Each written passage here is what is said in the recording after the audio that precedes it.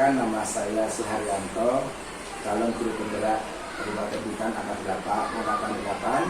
Pada kesempatan kali ini saya mau izin untuk wawancara Ibu untuk sebagai pelengkap tugas kami dalam demonstrasi kontekstual. Modul 3.1 mengenai kemungkinan. Ini saya ada tugas untuk mengajar itu mengenai permasalahan di sekolah. Boleh Bu? Boleh kita berbagi pengalaman, boleh. Apa yang bisa saya bantu, saya bantu. Bu, selama Anda memimpin dari kepala sekolah SD 009 ini, apakah Ibu pernah mendapatkan kasus-kasus yang ada hubungannya dengan D5 ETK atau rujukan moral, Bu?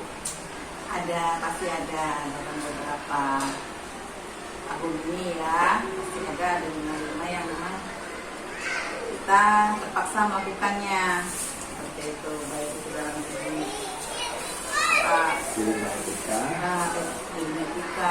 jadi seperti ini kan kayak guru kita datangnya terlambat sehingga kita harus mengambil keputusan, tapi di sebelah pihak kita kasihan juga sama mereka karena situasi yang jauh itu, jadi dari Madika berikan bagi saya itulah. lagi yang contoh rujukan moral itu namanya? Kalau rujukan moral ya di sini bagaimana ya, kita di mana kita ada sebuah program sesuai dengan kenyataan yang harus sedangkan kita memang harus melakukannya, kemudian tapi di sisi lain itu salah seperti itu. Adalah mau saya sebutkan mungkin agak ya.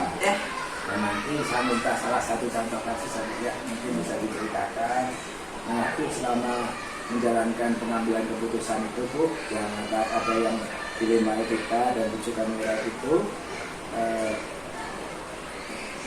dalam mengambil keputusan itu mementingkan nilai kebaikan atau bagaimana sama-sama biar semua itu enak, Bu? Ya, yang pasti kita usahakan bagaimana semuanya enak. Baik itu dari yang kontrolernya, yang memanfaatkannya, baik itu yang melaksanakannya, itu berarti harus sama-sama enak. Itu boleh cerita satu kasus, Bu? Oke. Ini cerita kasus apa yang apakah rujukan moral atau dilema etika? Itu pilih aja yang mana? Ini yang mana nih ya? Saya punya, apakah ini sebuah kasus saya yang antara dua itu yang mana saya nggak tahu ya. Jadi di mana gini, di mana saya pernah anak-anak ini harus lulus. Pada kenyataan dia tidak mampu. Itu adalah dilema yang sangat luar biasa. Sedangkan kita di SD sendiri kita harus ada konsep wajib belajar. Ya, wajib belajar 9 tahun. Anak tidak boleh drop out. Nah, tapi kenyataannya anak ini memang belum mampu untuk masuk ke jenjang yang lebih tinggi dalam segi pengetahuan lah ya, kompetensi lah. Tapi untuk yang lain-lainnya dalam segi umur itu dia memang harus mengikuti, sudah memang wajib dia ke sana.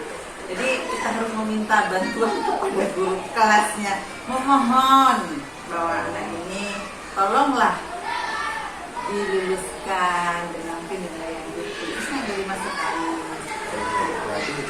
Berarti ada siswa yang berarti dari segi usia sudah bisa tinggi tapi kita nilai kurang ya. Nah, langkah-langkah itu dimulai dari mana? Langkah-langkah dari pengambilan keputusan itu untuk kemudian diluluskan dari mana? Oke. Jadi kita dari awal dia naik ke kelas 6 itu kita sudah coba ya, kita sudah cek, memperhatikan kondisi anak ini sendiri bagaimana. Jadi guru ini memang saya harus tolong memberi anak ini support belajar yang bagus, yang baik seperti itu. Sampai batas akhirnya di kelas 6 pun ya akhirnya hanya dapat seperti itu. Maka kita lakukan lagi pemanggilan lagi sama orang tua. Begitu berat nih kita akan menyampaikan kepada orang tua, tapi pemanggilan orang tua itu sewaktu dia berada di kelas 6, baru masuk kelas 6 itu kita menyatakan, oh anak ini masuk SMP enggak, oh dia mau masuk SMP, pada awalnya nggak mau. Oh ya udah, nanti kita bantu, ibu juga bantu anaknya di rumah seperti itu kan. Nah, sehingga kelulusan pun kita tanya kembali lagi, apakah anak ini mau lanjut lagi atau bagaimana. Oh ternyata saya tanya sama anaknya pengen lanjut. Nah jadi kenapa pengen lanjut itu tadi, kalau dengan nilai pengetahuannya hanya sebatas kemampuan dia mungkin nggak bisa. Itu sebagainya juga kan bagi kami. Tapi ya bagaimanapun kita harus melihat kompetensi-kompetensi yang lainnya yang bisa mengangkat dia sudah kita pertama lakukan prosedur dulu ya.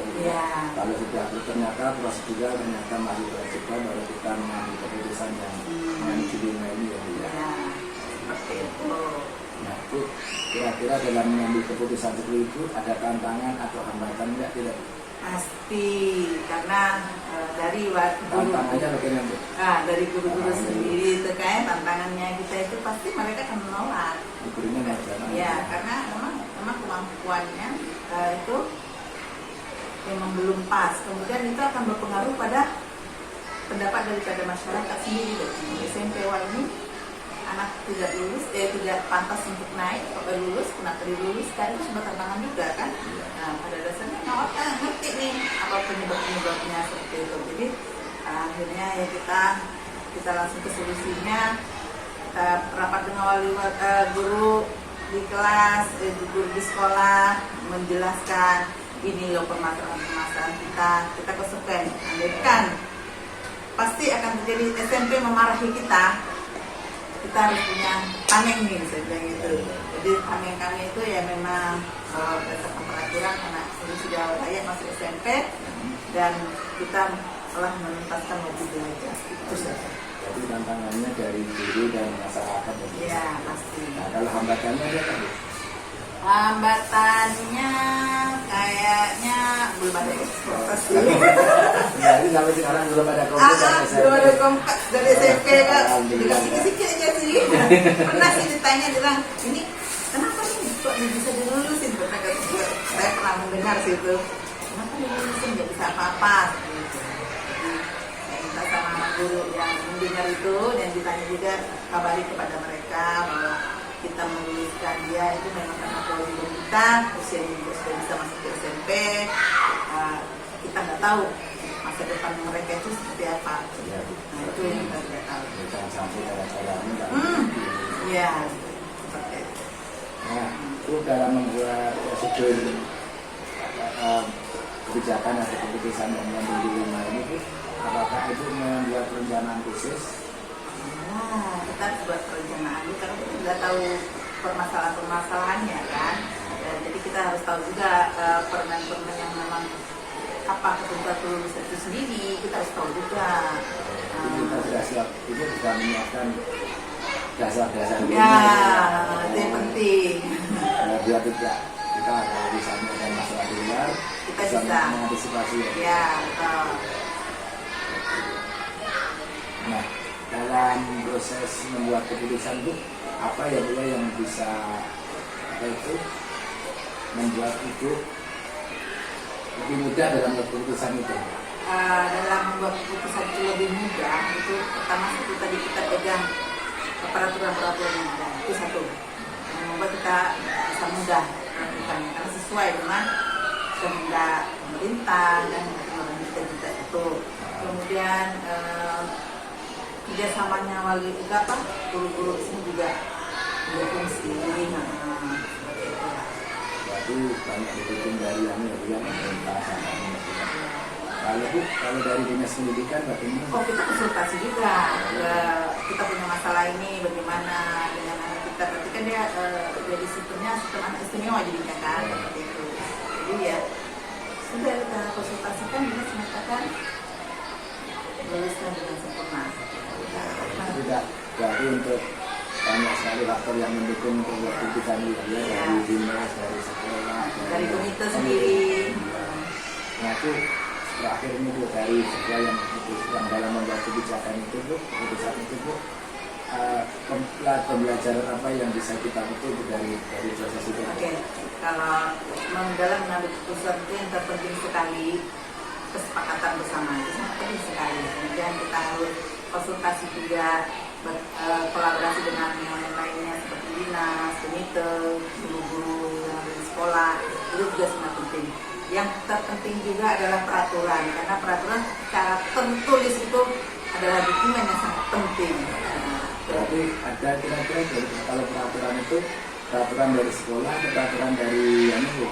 Karena ada dokumen satu sekolah, ada standar penilaian.